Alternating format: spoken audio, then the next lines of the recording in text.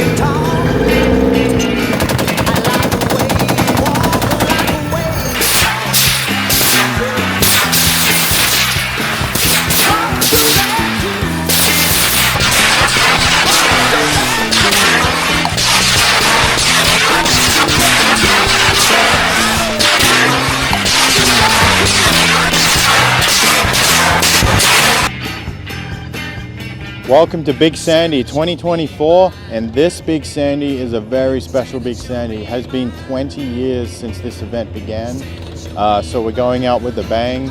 And this year, obviously, we're doing a Vietnam theme with Battlefield. And enjoy the video, and there's many amazing things to see while we're out here.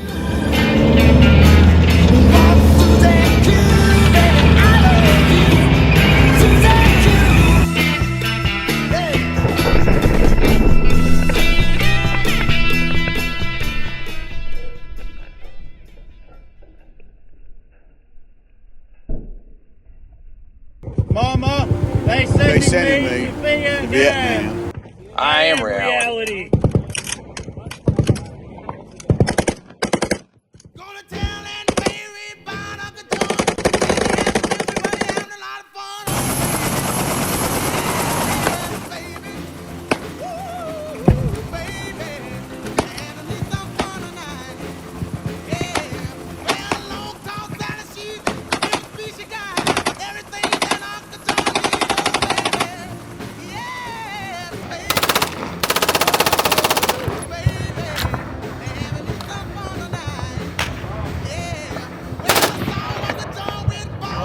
Oui, la France.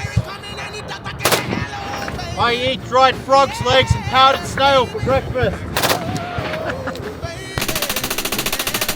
Really? Yeah, go ahead. Yeah. The mag release is on the bottom. Oh, okay. Ah, that's fucking cool.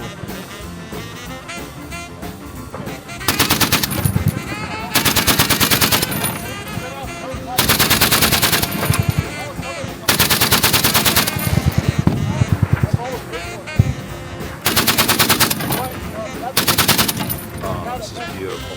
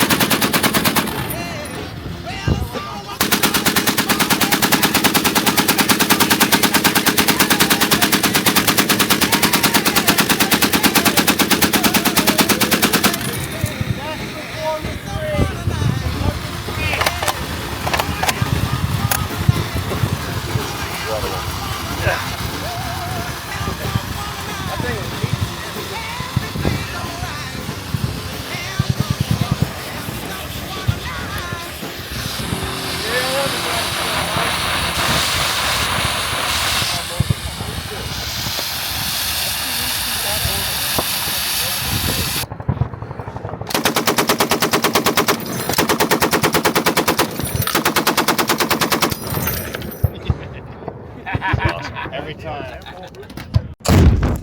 Jesus.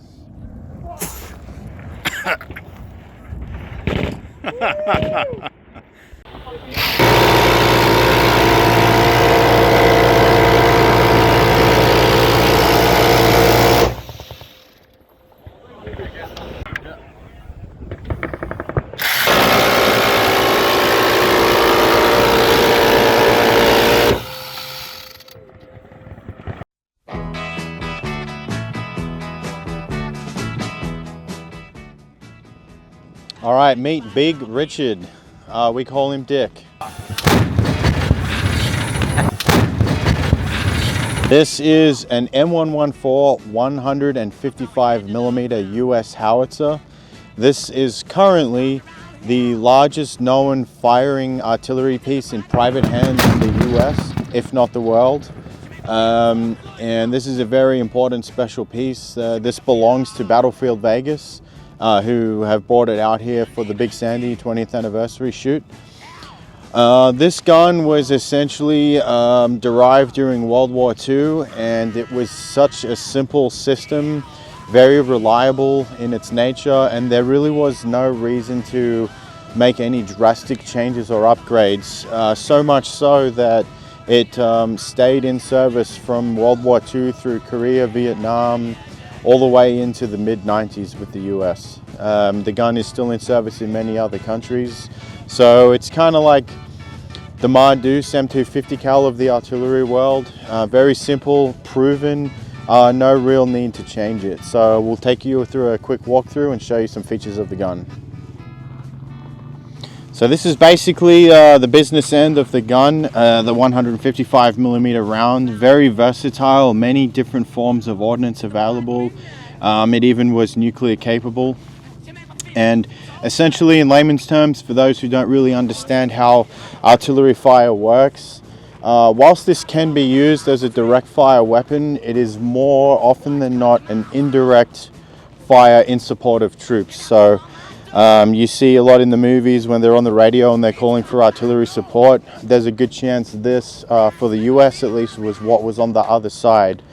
Now, when an artillery battery places down in the field, they're often shooting over the horizon. So the gun will actually make a full elevation, which we'll demonstrate here shortly. And you have a job in the artillery called a surveyor. And he will essentially plant a series of stakes out in front of the gun and the gun battery. And when those stakes are essentially coordinated to line up with grid references and points on a map. So when they're aiming at something, a lot of times they're actually just aiming at one of those stakes right in front of their gun, but they're actually shooting very indirectly. And the way call for fire works is they'll essentially shoot a test round. They'll fire one round and they'll see where it lands, and then they can adjust that round onto the target. And then that term we've all heard from the movies, fire for effect, essentially means once that first round is where you need it to be, they say fire for effect, and then the whole battery of these releases rounds and covers almost an entire grid square. And that is the effective way of demonstrating artillery. So it's essentially, given the nature of the round, because the round is so big, it's too big and heavy and cumbersome to have what's called a case that would look like a conventional bullet. This is what's known as a bag gun. So the projectile will be loaded into the gun first by itself, and then there is no case, so to speak. A powder charge bag is put in behind it, and then that's how we shoot it. Very effective, very simple, and only recently with the introduction of the M777 with modern digital technology has this weapon system been replaced.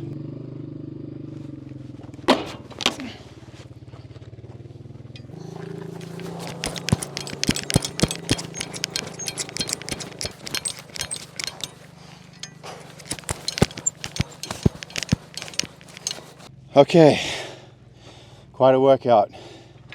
But as you can see, that's almost our maximum elevation. But at this elevation, you'll send that round well and truly over the horizon. And then you can add, you have your base charge bag propellant, and then you can add additional booster charges in front of that.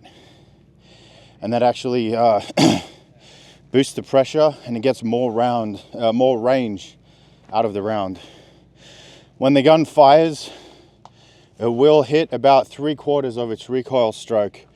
So if we were to fire today at this elevation, this will damn nearly plow into the ground.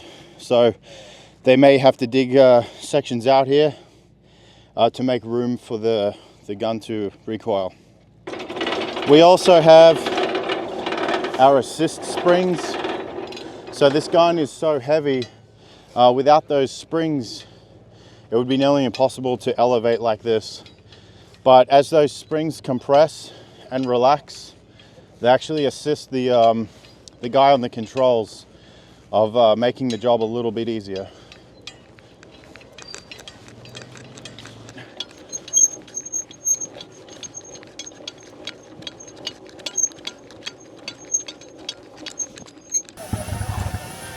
It's gonna be a dirty black summer!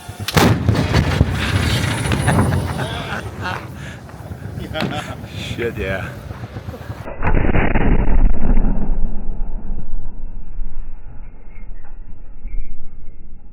That was the only appropriate thing for you to say. Yes. Yes. Yes. Yes. Yes. Yes. Yes.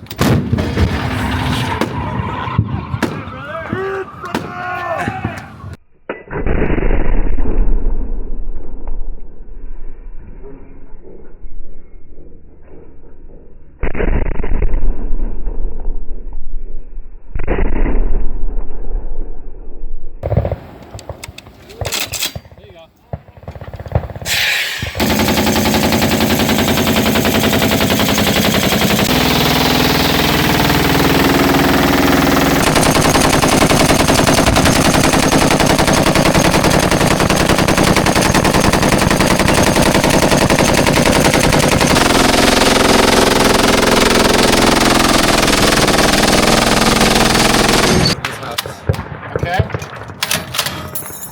Yep.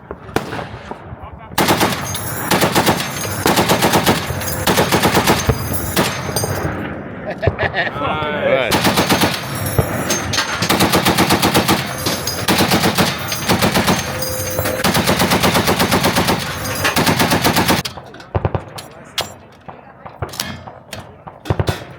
Okay, underarm, pull it all the way back and let it go. That's it. Good. Rip it. Keep it low though. Low. Yeah.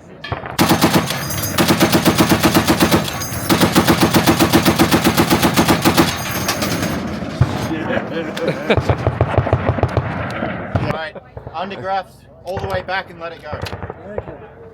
Don't fucking custard arm it, pull it, cunt. Pull it!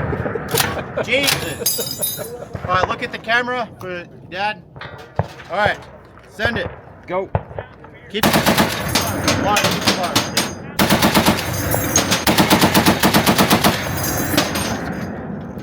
Fuck yeah. Thank you. Oh.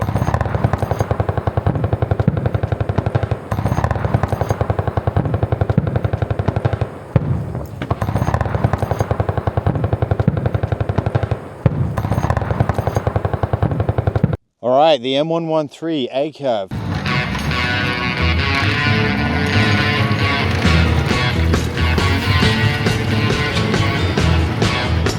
The M113 was a very prevalent infantry fighting vehicle that has taken a very, very long and widespread variety of service history through many nations.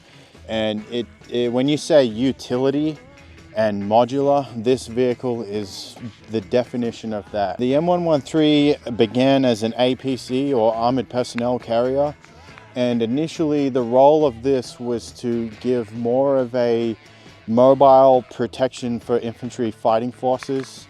So we adapted through World War II sort of pre-mechanized infantry days where either troops would walk into combat, they were airdropped by a plane, or they were trucked to an assembly area and then dropped off and moved into the fight, at which point they had more or less tanks for their support.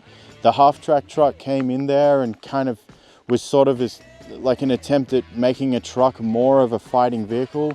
But after we moved out of World War II, they birthed the mechanized infantry, and this vehicle was, at least for the US and the NATO forces, the first mass production APC for mechanized infantry warfare. Here we have our M60A1. Again, this would not be, or perhaps in some cases, but generally this would not be issued with the vehicle. This would be the infantry section's integral machine guns. They unpin and dismount very quickly, so they can still get out and fight with these. So there is no difference between, this is not like a special vehicle variant, this is just an infantry M60. But without going into too much detail, the M60, a very cool, reliable weapon to be used. The beauty of this shield is we can carry our belt of ammo, which will be supported in the feed tray right here.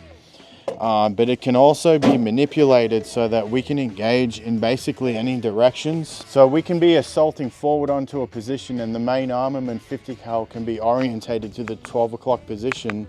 Of course, with the driver being closed down, the guns on both sides can orientate to the very 12 o'clock position of the vehicle and provide support by fire to the front and out to any angle, and a very low elevation to close range as well. So very unique to the ACAV, this part right here. So on the top here, we definitely have our tried and true, time and tested M2HB Browning 50 caliber machine gun, used widely throughout Vietnam. And this weapon here is fantastic at cutting through the thick, dense vegetation in the jungle. Once these things roll up into combat and the enemy hears this thing start ripping, it terrifies the enemy. It's so much louder, more longer range, and a devastating effect on the other end. So immensely effective, cheap, easy, reliable weapon for infantry firepower support. So a fantastic piece of kit.